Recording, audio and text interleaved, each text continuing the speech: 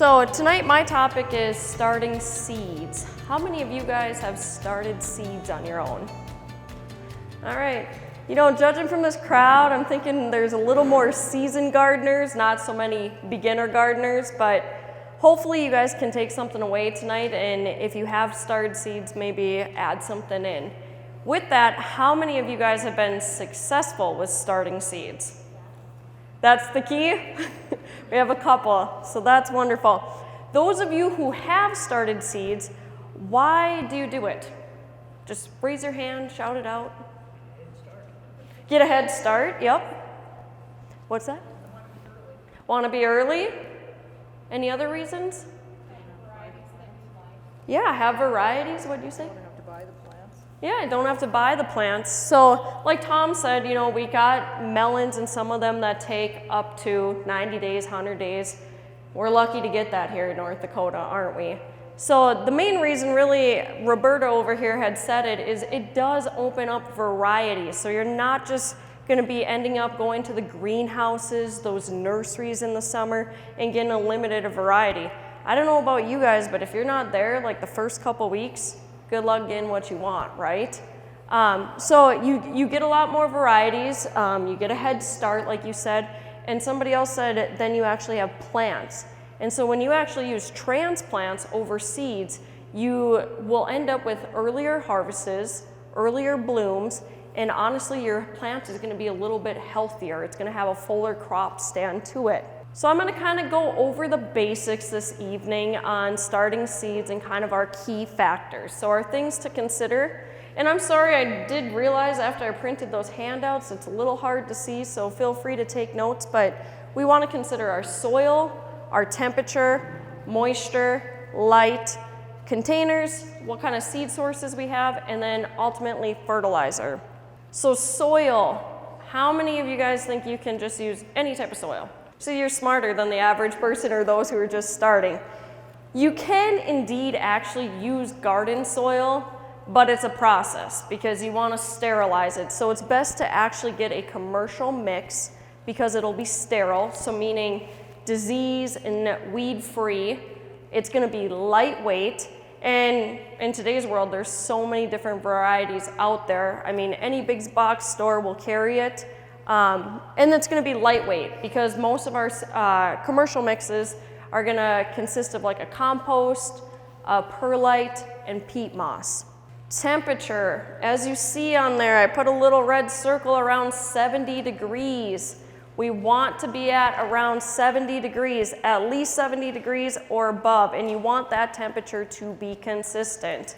There are some different seed varieties and stuff that you can get down to like 65, 60, but you're pushing it. If you really want to have great germination, you're gonna wanna stay at 70 degrees or above. So a soil thermometer can work. They're relatively inexpensive, but another really good thing to consider is having a heat source on the bottom of your trays.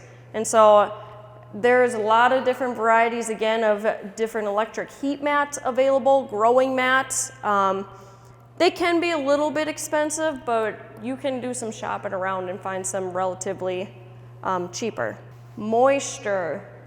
Moisture when we are starting seeds, so when they are in whatever type of container you have, you're gonna wanna keep that soil moist, and you want to keep it consistently moist. If it dries out, you're not going to have germination. If it's too wet, those seeds can lack oxygen and essentially die. So one thing that you could do is if you have a spray bottle, you could simply mist those every day. You can use a watering can, but the trouble with watering cans is sometimes when you pour it in, it's going to push that seed right up to the surface. And so if you're not really vigilant on that, that can happen and not see. One thing that I'll tell you, growing up, I always thought, man, plants like a cold drink of water, right? Like, I like a cold drink of water. I don't want this warm water right out of the tap. I like it ice cold. I see somebody shaking their head. We don't want that for our plants. We want a room temperature water when we are watering them. Light, this is going to be our biggest factor with starting seeds. It's not so much the quality, but the quantity of light is what is the most important. So like fluorescent light bulbs, they're gonna keep your temperature consistent, but there are growth lights out there. And so those are gonna be a little more tailored. What we wanna do for starting seeds is we wanna have at least 12 to 16 hours of light on them on a daily basis. When you do set up your growth lights, or if you do put them under a light, you want that about 2 inches above your plants, no more than 4 inches. When you start getting at 4 inches or higher, those plants are gonna grow to seek the light, so they're gonna get really leggy and elongated.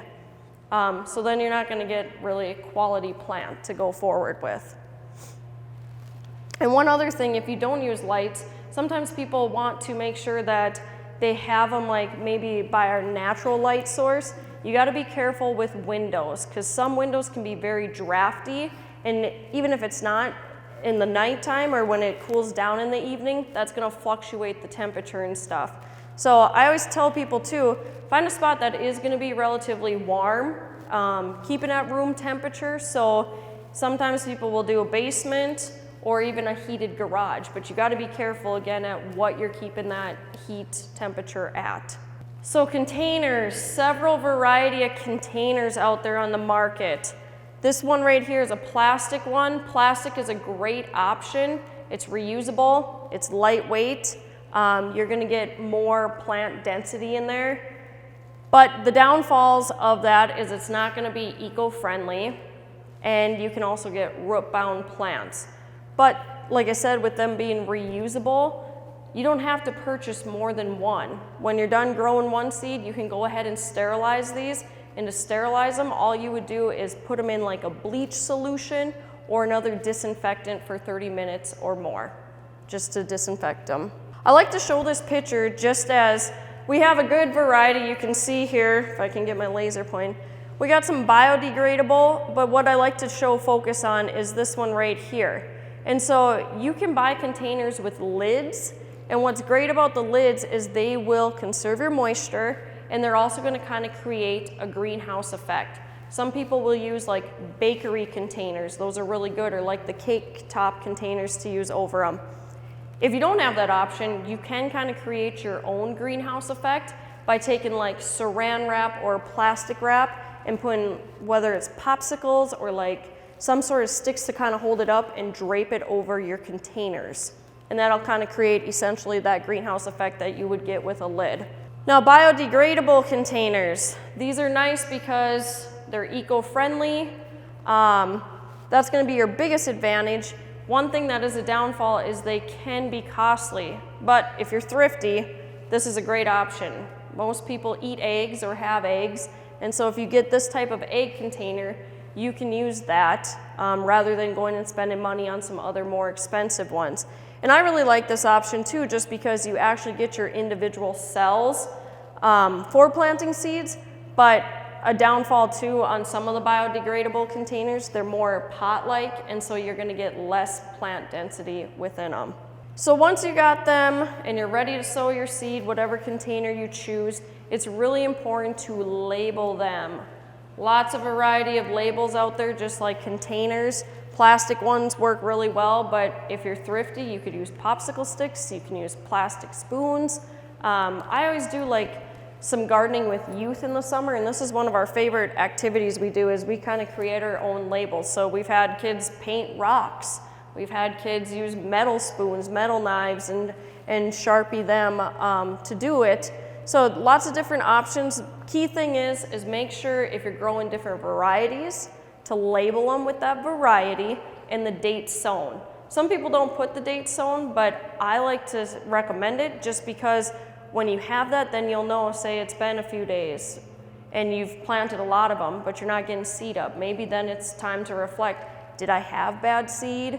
Was it lacking one of our key factors that it didn't come up? At least you'll know then when you planted it and how many days to expect it. Seed sources. How many of you guys like in the springtime to go to local nurseries and greenhouses? Few? What's your favorite one? I seen you raise your hand in the back. Where do you like to go?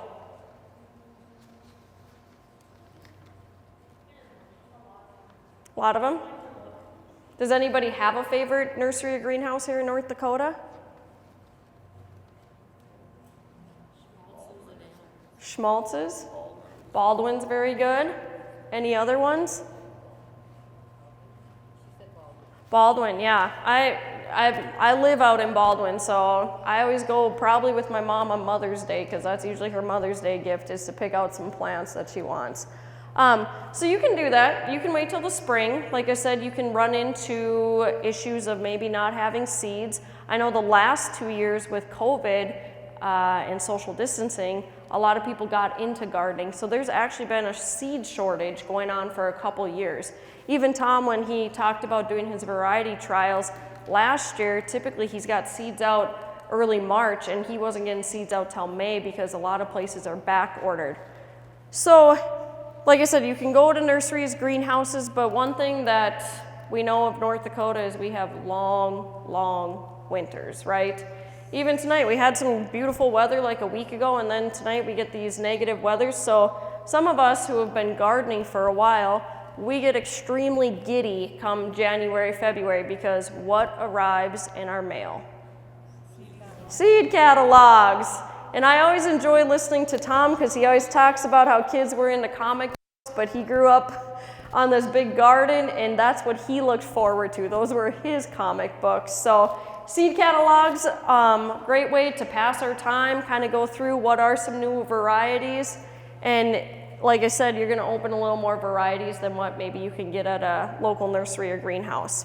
So when you are ready to sow the seed, biggest thing, you guys got some seed tonight and stuff. I printed off essentially the label they came in for you guys. The label is going to be really an important factor. It's going to tell you guys how far, when to start planting them, kind of some key notes and everything like that. So when you do want to start sowing the seed, it would be a good idea to actually moisten your soil to start. Like I said, if you're going to go and plant them and then you're going to water over the top, it can push that seed up. So it's good to have moistened soil to start, and then go ahead and use your seed label to refer to how deep you should plant them, when you should start them, again, how many days to germination on them.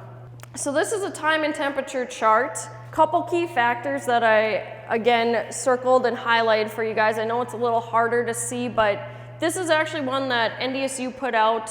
It's a little bit dated, but I like to refer to it when starting seeds because it does go through a lot of our popular vegetables and flowers. And so our key things, like I said, we need to know the sowing date. And so some of our vegetables, you know, we're a little bit early right now, mid-February, right? But next month is when we can start a lot of those. You can look at some that are going to be 10 weeks out, 8 weeks out, or you can get down to like basil, that's only 3 weeks out, or even like our tomatoes are 6 weeks, but some of those, even cucumbers, I know are only a couple weeks and they're not listed up there. The next thing that's really hard to see, but it's got the underline on it, is our frost date. Does anybody know when our potential last frost date is in this area? We're in the north, so it takes longer. What'd you say? May 17th? Memorial Day. People use Memorial Day all the time as it, right? We're about right over here. We typically say May 15th is our last potential frost date. So yeah, we want to wait till that. And I'll tell you, I made the mistake 2 years ago. It was a beautiful weekend. It was Mother's Day weekend, and I thought, gosh, I'm going to go out, I'm going to get in the garden, I'm going to plant these seeds. 2 days later, everything completely done for. So yes, a lot of us around here will say, let's use Memorial Day to be on the safe side. And then our last one that's really a good thing to look at is our transplanting date. So we look at tomatoes, it actually says 2 weeks after. We have plants that are going to be a little more cold hardy, some that are going to be a little more sensitive. Usually in the spring I get a ton of calls, you know, on like frost issues, or is it going to damage, or then even in the fall when we start to kind of see frost on the rise, we need to know whether or not to cover our vegetables. So again, that's going to be good just to know whether or not you can get them out before that last potential frost date, or if you can go ahead and wait till after that date.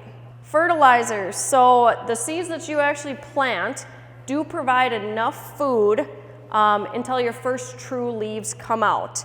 And then when that happens, you're going to actually want to start supplementing with fertilizer. Soluble fertilizers are gonna be the easiest, the most convenient, readily available, and you're gonna wanna start at about half a strength and go weekly.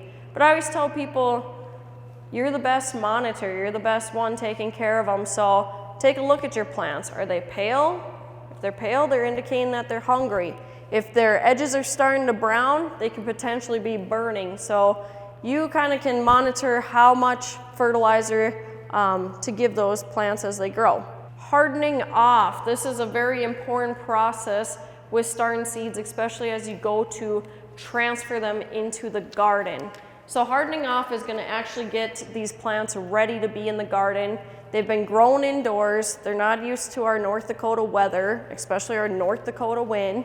And so what you'll want to do is a couple weeks prior, you can go ahead and start taking those transplants that you now have and you can put them outside. And you start out in a shaded area that's protected from our wind and you expose them to the sun and you let them go a couple hours each day. And then as they progress, as we get closer to that last potential frost date, you increase that time.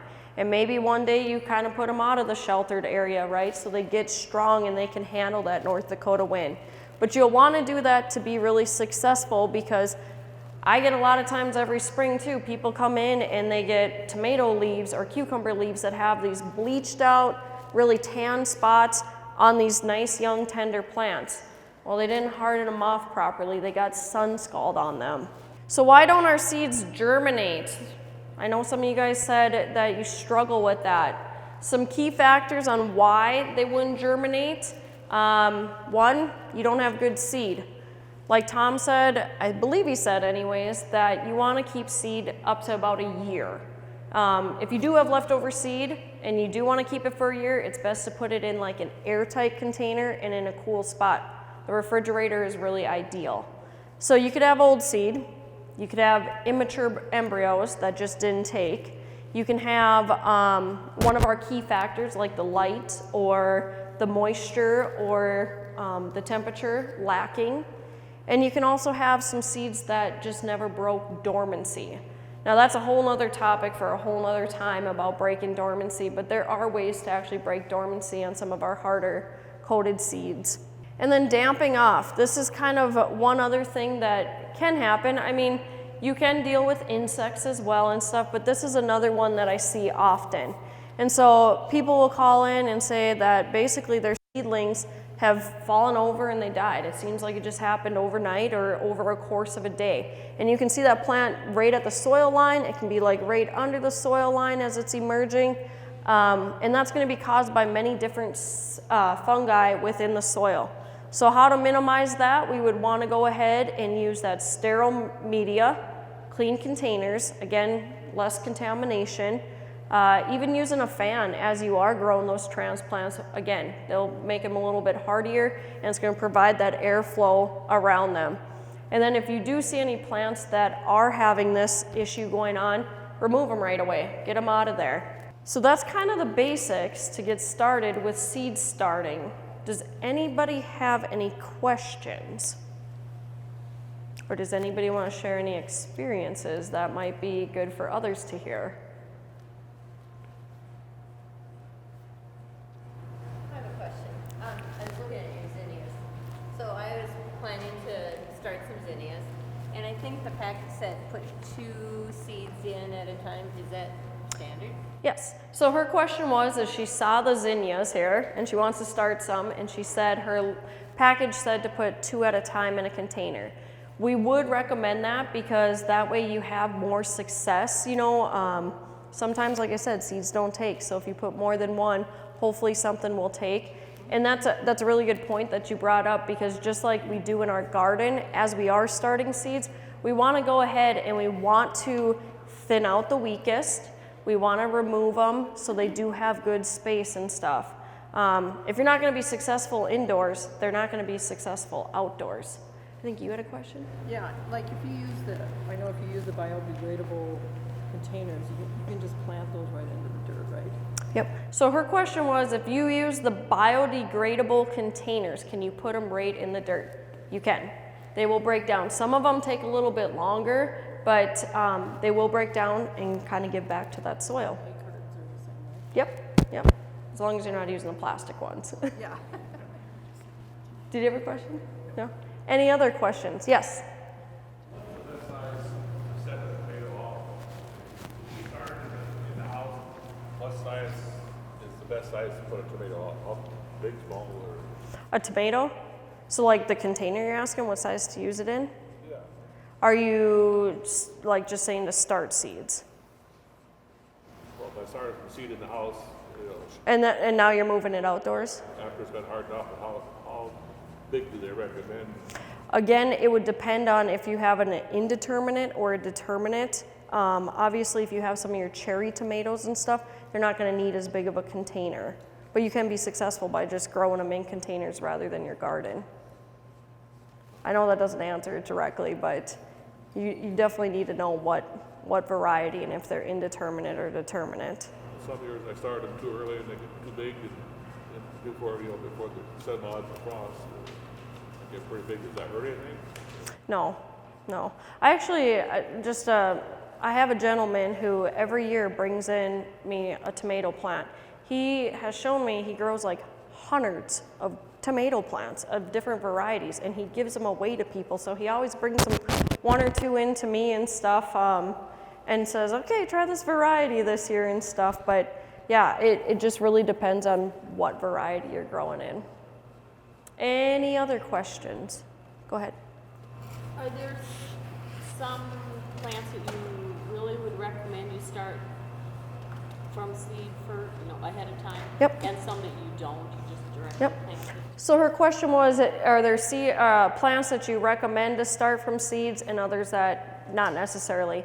So a lot of like your perennials or your flowers don't necessarily need to be started from seeds. That would be in general, but ones that you would want to start from seeds, if you're looking at growing melons, cucumbers, kind of in that cucurbit family, you're going to be, again, a little more successful rather than directly putting that into the ground. I'll go here first. Okay. I want to use the collective wisdom of this room. Okay. I want plants for the cabin garden that rabbits don't want. I mean, I want them to be full, and I don't care if we eat them. I just like a citronella plant that makes mosquitoes go away, or a lavender plant that's just pretty to look at. I really don't care. I just don't want to share with the rabbits. So what should I be planting? Okay, so I've actually given a couple talks on this because people hate the deer in their garden and they hate good old Bugs Bunny, right? So really there's a variety. If you're looking, like I always tell people, if you're looking for like plants, there are a couple options for trees too, but there's actually quite a few varieties of flowers that would be recommended. Vegetables, good luck. I mean, you're not going to stop a hungry rabbit and stuff, but if you look at like a coneflower, a daffodil, larkspur, man, I'm just trying to think of all of them on a list. If you're looking at trees, you can definitely do like a Douglas fir is one, or like a hawthorn. Talk to me later and I can email you a list. And the other thing that I was going to say too is if you actually go out and you do like a Google search and you put like extension behind it and say plants that deter rabbits, you're going to find a lot of different lists out there. Okay, thank you. Yep. Did we have a question here? I got an old-fashioned neighbor that likes to use coffee cans. Yep. To protect against the wind, I guess, mostly, or? Yeah, yep. So he said he's seen people do it with coffee cans. Yes, it helps with the wind. A lot of people are doing more of like a 5-gallon plastic bucket, and it's gonna help with that wind, but it's also, again, gonna keep with a good temperature around there. I know Clayton over there does the 5-gallon buckets and is very successful with it. Any other questions? All right, if not, I'm not going to keep you. I respect your guys' time, and I just want to thank you personally for coming out tonight. I hope you guys enjoyed it. I hope you learned something. Please, please, please, if you're able to, fill out that survey and just drop it off on your way out. And we look forward to having you at our future sessions. And if you enjoyed it, please spread the word to your friends. Thank you.